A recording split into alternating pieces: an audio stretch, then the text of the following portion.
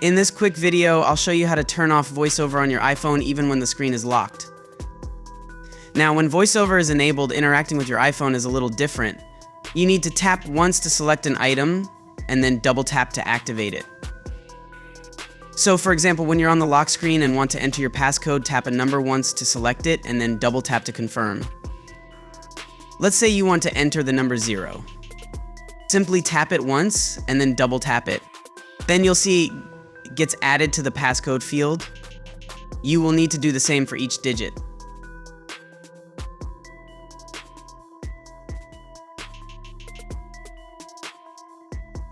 Now, the easiest way to turn off VoiceOver is by using Siri. Simply say, "Hey Siri, turn off VoiceOver." Siri will respond and VoiceOver will be turned off instantly. Once that's done, your iPhone will go back to normal navigation. But if Siri is turned off or unavailable, here's another way to do it manually.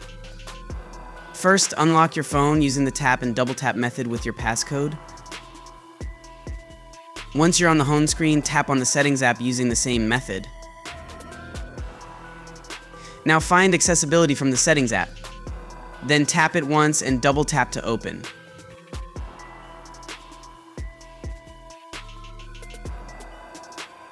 Inside the Accessibility, you need to go to VoiceOver and then turn it off using the same double tap method. That's it. Now you've successfully disabled VoiceOver. So remember, if Siri is on, that's the fastest way. If Siri is off, use the manual method through Settings. If you found this video helpful, give it a thumbs up and don't forget to subscribe to the channel and hit the notification bell so you never miss out on more tips and tricks. Thanks for watching, and I'll see you in the next video.